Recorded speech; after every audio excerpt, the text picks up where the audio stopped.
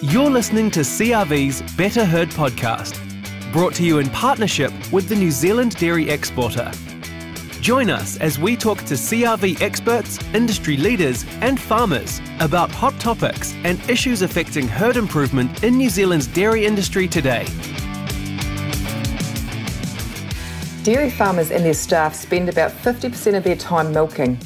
Milking times have a big impact on the structure of the working day. An increasing number of farmers are looking for more flexibility in their milking routine and considering alternative options to the traditional twice a day. Today we're joined by DairyNZ's Senior Scientist Dr. Paul Edwards to talk about how farmers can maintain productivity and profitability while reducing the number of milkings per lactation.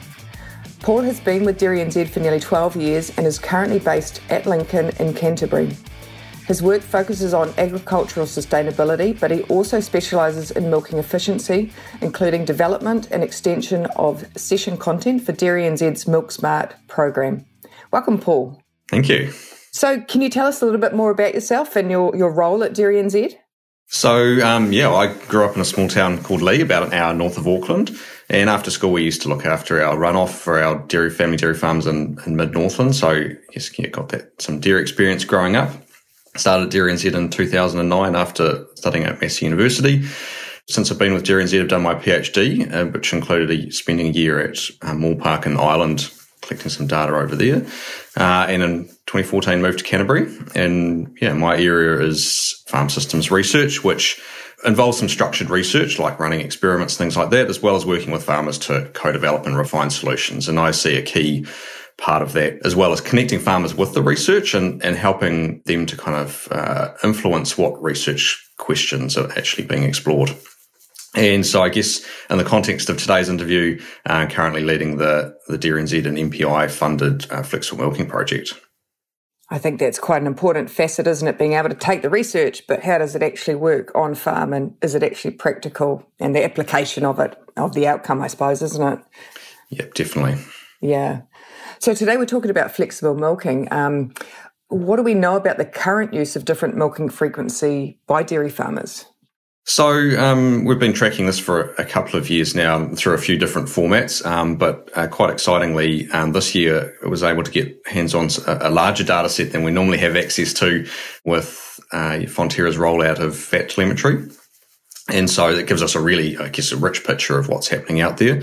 I guess if we just run through some numbers here, in the 2021 season, so the one we've just finished, there were around 37% of herds that were milked full season twice a day, which I think is a number that surprises a lot of people. We think of ourselves very much as a twice a day industry as being kind of the norm.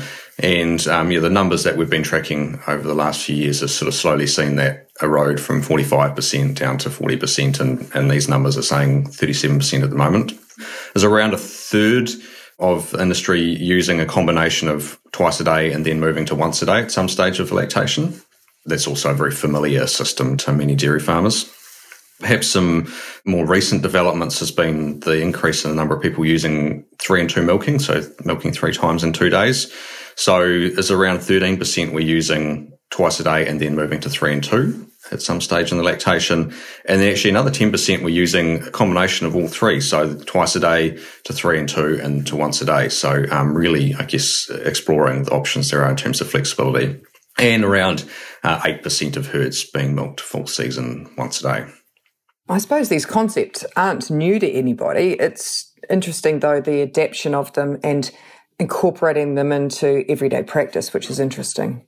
I guess that's where I think a lot of the interest is being generated at the moment is how you actually go and apply these things, because there's so much flexibility out there. And I think the reason why they're being used as well is probably interesting as well. So when we're talking flexible milking, what do we actually mean by that term? Yeah, good question. I think it's probably best to start answering that with exploring all the differences between milking frequency and milking interval, and that sort of leads into the answer to that nicely. So milking frequency is the number of milkings per day. So, for example, 2 for twice a day, 1 for once a day. The key thing here is that there's actually a whole spectrum in between once a day and twice a day, of which the most common one is milking 3 times in 2 days, which is the equivalent of 1.5 per day. And then so milking interval refers to the number of hours between each milking. So, to an extent, the interval determines the frequency, but even within a milking frequency, there's a lot of options in terms of when you schedule your milkings. So, for example, within a twice-a-day system, you could be using a 10 and 14-hour interval, which is traditionally what farmers have used, like a 5 a.m., 3 p.m. But actually, we could be using an 8 and 16-hour interval, which means that you could start an hour later and finish an hour earlier, etc. You can sort of slice and dice it how you want. So the intervals is quite important as well, particularly when we get into things like 3 and 2. And so, by adapting both the frequency and the interval, you end up with a lot of combinations and a lot of flexibility out there. And that's kind of where the term flex milking comes from. But given twice a day and once a day are sort of very long used terms and well understood by farmers, we generally use the term flexible milking as a kind of catch-all term that covers those large numbers of options that sit between once a day and twice a day. I mean, obviously there's some benefits that farmers are looking for, and there's reasons why they're switching to these different milking sort of frequencies.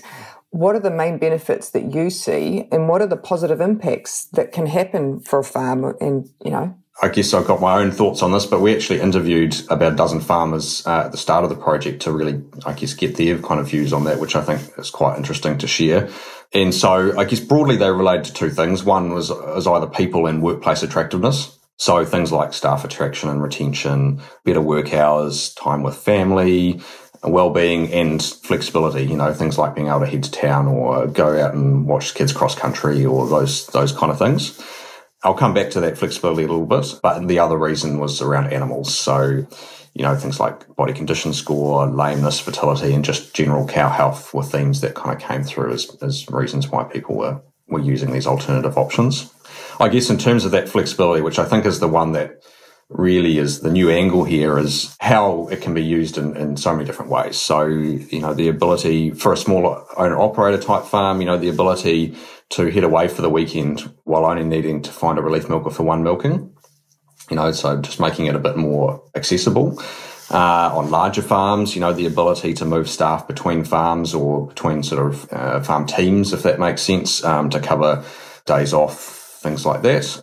And then I guess irrespective of that situation, looking at flexibility, things like milking 10 times in 7 days, which is one option that seems to be generating a lot of interest. So that really helps to kind of fit what's really a 7-day-a-week business into a kind of a very weekend-centric society by, adapting that 3 and 2 milking system into having once-a-day weekends as well. So, yeah. That was an interesting conversation that came up, I think, in your last online series that you did through DairyNZ. There was a presentation there and you had a farmer with 1,000 cows doing 10-7, and it was fascinating to listen to him. And I think there's quite a perception out there that, adapting these sort of things is, historically it's been a lazy farmer, it's been, weird sort of people that do it, for want of a better word. But do you see that that's being broken down? Yeah, look, and I guess another thing that came through those interviews, there's no right or wrong way to do these things. Like, there's people applying them in so many different ways that are working for them. So there's not, it's not for me to say, like, here's the right way or the wrong way of doing it. But I think equally, we know milking is a considerable amount of time on farm and really does set the structure of the day, like you sort of introduced at the start there. And I guess I come at it from that challenge of, is there a better way of doing things? Is what you're doing now the best way of doing it? And I think, as I said, it's not for me to say this is the way to do it, but actually it's worth doing a stock take and thinking, okay, is there a better way of doing this? Yeah, is it fitting my farm strategy? What are the issues I'm having? And are there options out there to help me address those issues, right? Particularly because each farm is different and each farm team is different. A lot of what we're talking about here it does revolve around the people, and depending on whether the people working on farm have families or not, things like that can really influence what a farm team finds desirable. So including them in the conversation around how should we set this up is quite important. And that is actually part of the issue, is if I've never done this before, how do I do this? How do I know what works? What are the pitfalls associated with doing this? That kind of sometimes may stop people from adapting it. And I suppose, so where do farmers kind of find that information? Through the Flexible Milking Project, we've been creating some resources on the website. So there's a few different places to find that. Most of them are, I guess, under the milking banner on the DairyNZ website, and we've sort of set that up as there's a bit of an intro page about flexible milking options, but then following through from that page, we've set up an FAQ style system where the most common questions that we've come across from farmers, whether that be through those interviews or working with a group of pilot farmers or even our own experience through running experiments, we've tried to provide as good an answer as possible, or as covering lots of different situations, things like that on there. So it's a really good place to go and check that out. And then there's actually the project webpage, dairynz.co.nz/3in2. And on there, in particular, the useful resource there is some webinars that you referred to earlier that we've run throughout the last 18 months, updating on what we've learned through the project, which I think is a good place to go. And I think the key stuff with those FAQs is that it's driven from farmers doing it on their farms. So it's that real practical application of the programs. Yeah, it's kind of like once you've decided this is a good idea, okay, let's work out the how. How are we going to do this? So, And so I think one of the biggest challenges that we often face when you're talking with this flexible milking is there's got to be a drop in production, right? Yeah, and I guess that's certainly the go-to concern, I suppose, of looking at some of these options. And so to help with that, one of the first things we did in the project is run a farm systems experiment. So we had 4 herds being milked either twice a day or 3 times in 2 days. So in a kind of continuum. So, we had a full season twice a day herd, a full season 3 and 2 herd, and there were 2 in between that started twice a day and switched to 3 and 2 on 1st of December, and then another one that started twice a day and switched to 3 and 2 on 1st of March. So kind of, I guess, representing that continuum of use of 3 and 2. And I guess some key kind of results from that were that there was no significant effect on fat production, but there was an 8% decrease in protein production. So in which at current milk prices, combining those two things together, because remember, we actually get paid for fat and protein, we don't get paid for milk solids, that's equivalent to around a 4% decrease in revenue. But equally, there were some positives in there. So a 6% increase in body condition score, for example, which presumably is going to be worth something in the next lactation or reduced winter feed costs, things like that. So on that website, there's actually a sort of paper that goes into a bit more detail about some of those trade-offs that might be occurring. Obviously, there's a huge range in how this is going to apply on different farms. So my kind of key message here is to go and do your own numbers. But in that paper, there sort of outlines just some examples and illustrates that it certainly is possible to maintain profitability with using the 3 and 2 type system. Especially if you've got other issues happening on farm like fertility. So that increase in body condition score, that's going to help if you've got fertility issues for next season, more cows and calf, more cows early lactation, more milk in the vat. Our experiment wasn't really set up to look at those things, but that's what research into once a day says should happen, and I don't see why 3 and 2 would be any different, just maybe to a slightly lesser extent. Those things should be beneficial.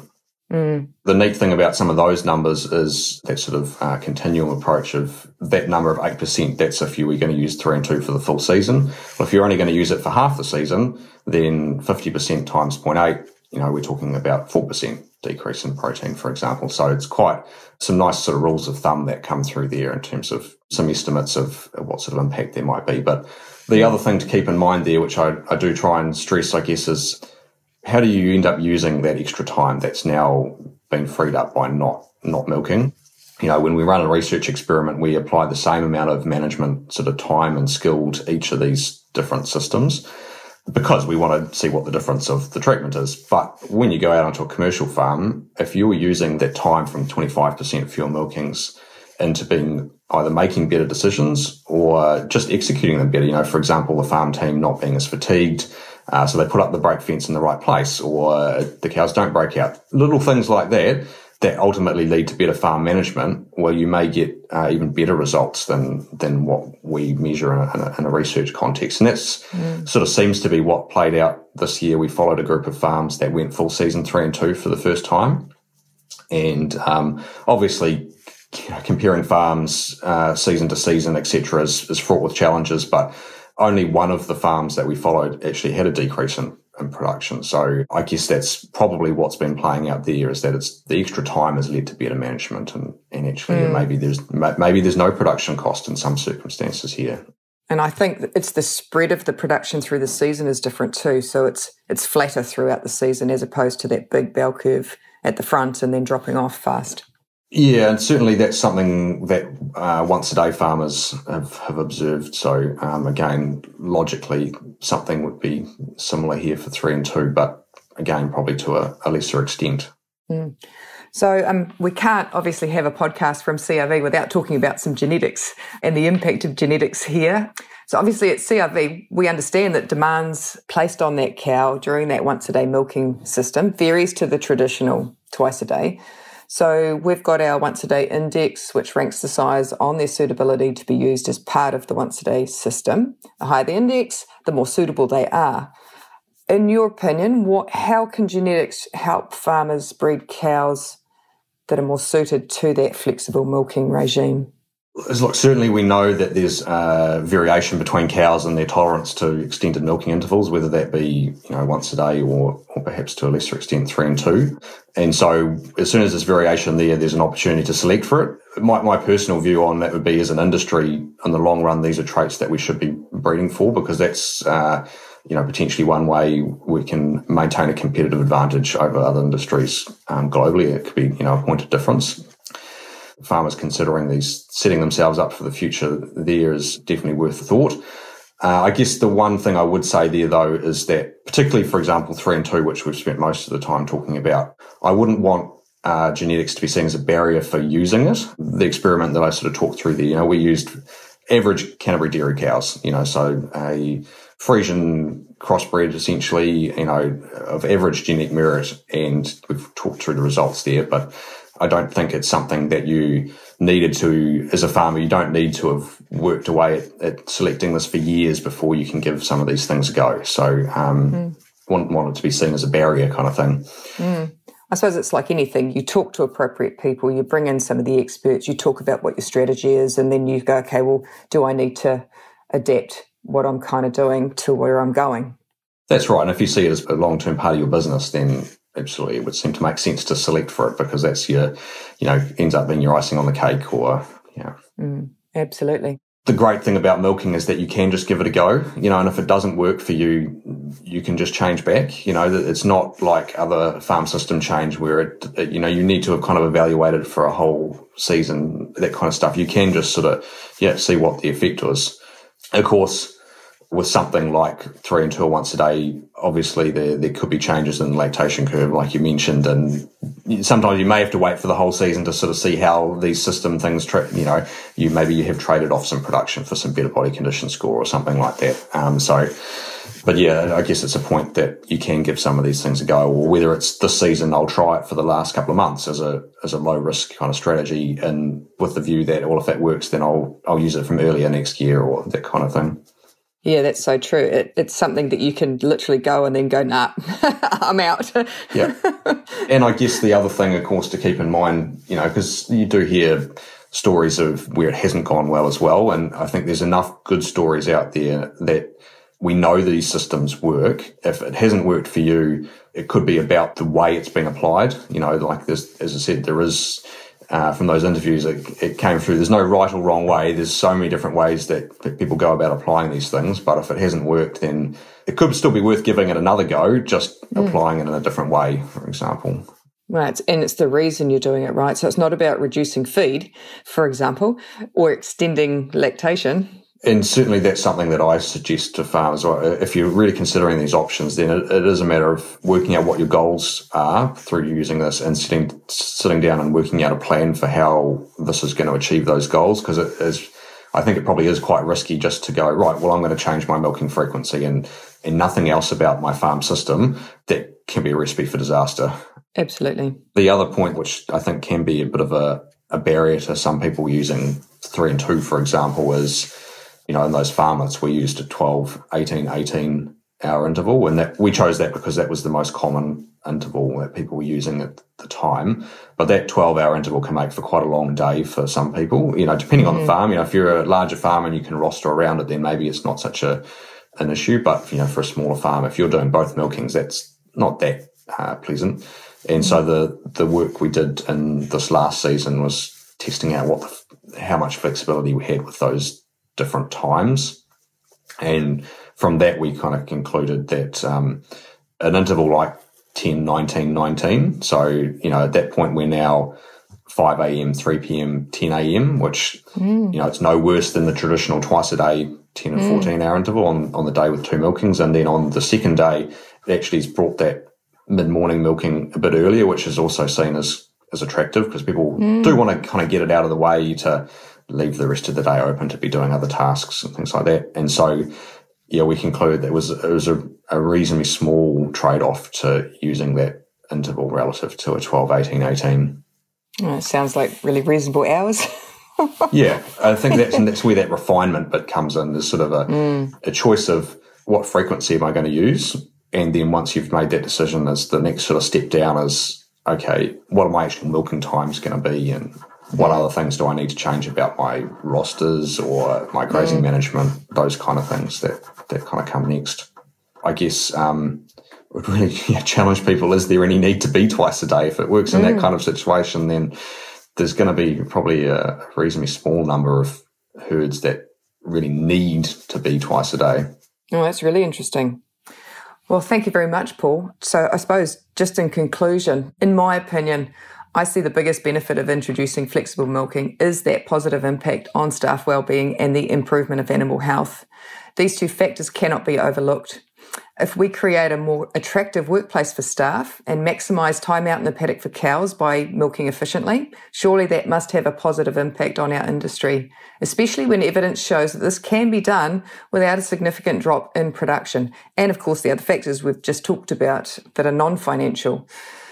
If you're keen to give flexible milking a go but not sure where to start, check out DairyNZ's website where there's some really good resources available. If you search implementing flexible milking, you'll find it. It'll come up for you. And don't forget to let your CRV consultant know so they can work with you. They can ensure that you've got the right genetics to suit. You can start this season. I'd like to thank Dr. Paul Edwards for joining me today. We really do appreciate your time. Thank you. Good to chat.